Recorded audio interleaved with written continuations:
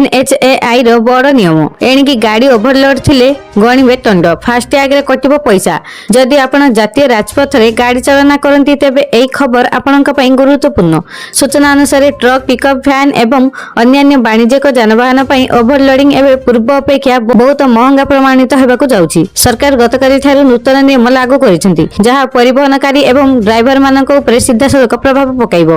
वर्तमान केवल धरा पड़िबार भय व्यतीत भारी जरिमाना देबाकू पड़िबार आशंका मध्ये रहिछि। तेणु एही नियम गुड़िकू बुझिबा अत्यंत गुरुत्वपूर्ण। जदि कौनसी जान 10 रु 40% अधिक ओभरलोड हुए तेबे आपनकू मानक टोल टैक्स रो 2 गुणा देबाकू पड़िबो। जदि जान 40% रु अधिक ओभरलोड होइतिबा जना पड़े तेबे आपनकू टोल परिमाण रो 4 गुणा देबाकू पड़िबो। अन्य शब्द रे जदि आपण अत्यधिक माल लोड करंती तेबे आपनकर सीधा सड़क परिचालना खर्च बहु गुण वृद्धि पाइबो। जान ओजन आधार रे जरिमाना आदाय करा जिवो। पूर्वरु जदि कौनसी जान ओभरलोडिंग करुथबा धरा पडुथला तेबे अतिरिक्त लोड रो परिमाण निर्विशेष रे एक स्थिर जरिमाना लागू करा जाउथला किंतु एही व्यवस्था वर्तमान परिवर्तन होईछि। आपनक गाड़ी द्वारा वर्तमान करा जाइतबा अतिरिक्त ओजन प्रकृत परिमाण आधार रे एबे जरिमाना निर्णय करा जिवो। यार अर्थ हेउची ओभरलोड जेते अधिक हेबो आपनको सेते अधिक जरिमाना देबाकू पड़िबो। नूतन नियम अनुसार जदि आपनको गाड़ी निर्धारित सीमा 10% पर्यंत अधिक ओजन वहन करूची तेबे आपनको एक सामान्य रियायती दिया जायछि। एपरि क्षेत्र रे कोनोसी अतिरिक्त जरिमाना आदाय करा जिवो नाही। एही व्यवस्था अंतर्भुक्त करा जायछि जहा द्वारा छोट छोट त्रुटि तुरंत दंड पाइबो नाही किंतु अतिरिक्त ओजन 10% सीमा अतिक्रमण करिबा मात्रे कठोर कार्यानुष्ठान पदक्षेप लागू करा जिवो। परवर्ती खबर विश्व पई बढ़िला विपद उत्तर कोरिया प्रस्तुत करुची भयंकर परमाणु अस्त्र। जातिसंघर परमाणु निरीक्षण संस्था पक्षरु एक नूतन रिपोर्ट प्रकाश पाइछि जहा सारा विश्व पई चिंता बढ़ाई दैछि। एही रिपोर्ट अनुसार उत्तर कोरिया निजर परमाणु अस्त्र शस्त्र निर्माण क्षमता को खूब द्रुत गति रे वृद्धि करुछि। IAEA मुख्य राफेल ग्रोसी कहिसेंति जे उत्तर कोरिया एही दिगरे अत्यंत गंभीर अग्रगति करिछि। सियोल ठारे सांबादिक मानकु सूचना देई से कहिसेंति जे उत्तर कोरियार मुख्य परमाणु केंद्र यंगबियन रे कार्यकलाप बहुत बढ़ी जाइछि। सेठारे 5 मेगावाट रिएक्टर रिप्रोसेसिंग यूनिट एवं लाइट वाटर रिएक्टर सक्रिय अछि। एहा व्यतीत एक नुआ बिल्डिंग मध्ये देखिबाकू मिलिछि जहा यूरेनियम समृद्धकरण केंद्र भली जଣା पडुछि। परवर्ती खबर भुसुडिला स्कूल पाचेरी चलीगला 2 छात्रीଙ୍କ जीवन। भुसुडिला स्कूल पाचेरी तले चापी होई 2 छात्रीଙ୍କ मृत्यु घटिछि। राजदयगिरी थाना रुबिडी सिंह स्कूल रे एभली अघटन घटिछि। मृत छात्री 2 जण हेले चतुर्थ श्रेणी रो ईडी रोहित और पंचम श्रेणी रो बेकिलेश रोहित। खबर पाई घटनास्थल रे पुलिस और नुआगढ़ ब्लॉक प्रशासन पहुंची मृतदेह जब्त करबा सह घटनार तदंत करुछि। बुधवार सकाळ स्कूल थिला पिलांक पाठपढ़ा पर विद्यालय छुट्टी होई सारिथिला।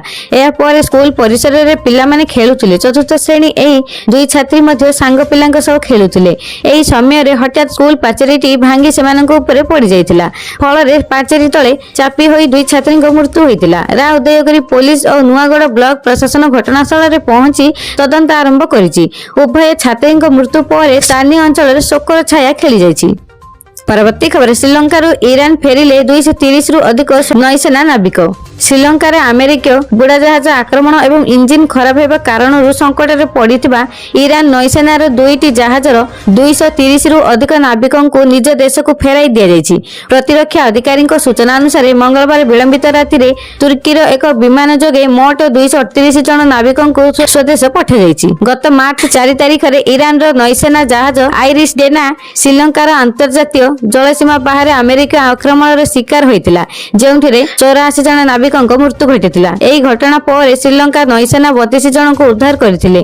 एहार 3 दिन पर ईरान द्वितीय जहाज आइरिश बुशेहर इंजिन खराब हेबारु तांको श्रीलंका जलसीमा मध्य को आसीबाकू अनुमति मिलिथिला। एही जहाज रे थिबा 200 रु अधिक लोकन को कोलंबो निकटस्थ भेलिसारा नौसेना केंद्र रे रखा जायतिला। सेही परि आइरिश डेनार किछि आहत नाविकों को कोगाला वायुसेना केंद्र रे रखी चिकित्सा करा जाउतिला। श्रीलंका रे थिबा ईरान दूतावास मार्च 14 तारिख रे समस्त 84 जन मृत नाविकों शव को पूर्वर ही निज देश को पठाई सारी।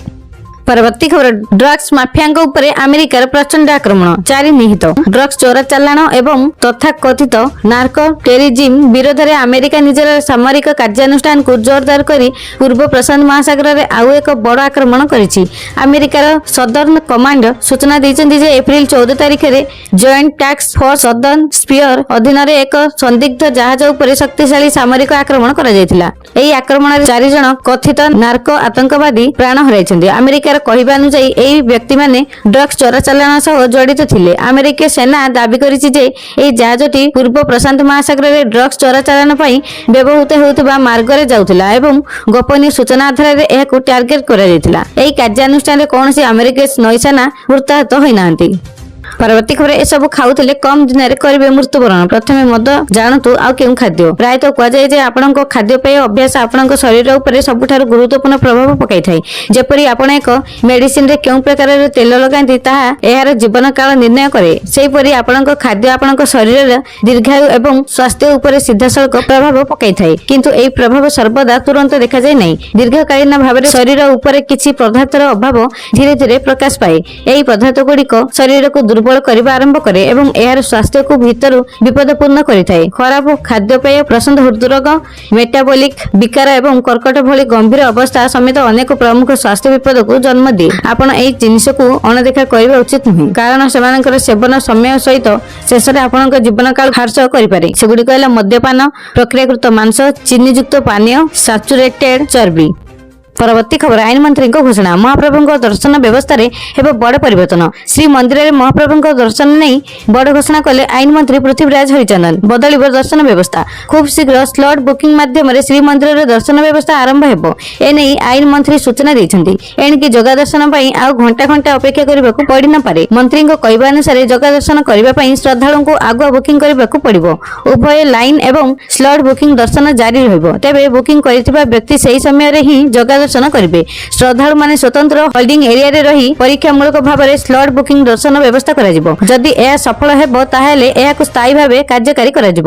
ଯଦି ଏହା କାର୍ଯ୍ୟକାରୀ ହୁଏ ତେବେ ବୃଦ୍ଧ ଏବଂ ଅସୁସ୍ଥ ଶ୍ରଦ୍ଧାଳୁମାନେ ସଠିକ ସମୟ ଏବଂ ସହଜରେ ମହାପ୍ରଭୁଙ୍କୁ ଦର୍ଶନ କରିପାରିବେ। ଏନେଇ ଶ୍ରୀମନ୍ଦିର ପ୍ରଶାସନ ସହ ଆଲୋଚନା ହୋଇଛି ବୋଲି ଗତକାଲି ମନ୍ତ୍ରୀ ପୃଥ୍ୱୀରାଜ ହରିଚନ୍ଦନ ସୂଚନା ଦେଇଛନ୍ତି। ପରବର୍ତ୍ତୀ ଖବର ସିବିଏସ୍ଇ ଦଶମ ଫଳ ପ୍ରକାଶ। ସିବିଏସ୍ଇ ଦଶମ ଶ୍ରେଣୀ ବୋର୍ଡ ପରୀକ୍ଷାର ଫଳ ପ୍ରକାଶ ପାଇଛି। ଏହା ସହିତ ଲକ୍ଷାଧିକ ଛାତ୍ରଛାତ୍ରୀଙ୍କ ଅପେକ୍ଷାର ଶେଷ ହୋଇଛି। ଛାତ୍ରଛାତ୍ରୀମାନେ cbse.gov.in, results.cbse.nic.in ଓ results.digilocker.government.in ସହିତ ଉମଙ୍ଗ ଆପ୍ ମାଧ୍ୟମରେ ନିଜର ପରୀକ୍ଷା ଫଳ ଯାଞ୍ଚ କରିପାରିବେ। ଚଳିତ ବର୍ଷ ସାରା ଦେଶରୁ ପ୍ରାୟ 25 ଲକ୍ଷ ପ୍ରାର୍ଥୀ ଦଶମ ବୋର୍ଡ ପରୀକ୍ଷା ଦେଇଥିବା ବେଳେ ଓଡ଼ିଶାରୁ ପ୍ରାୟ 1 ଲକ୍ଷ ଛାତ୍ରଛାତ୍ରୀ ଅଂଶଗ୍ରହଣ କରିଥିଲେ।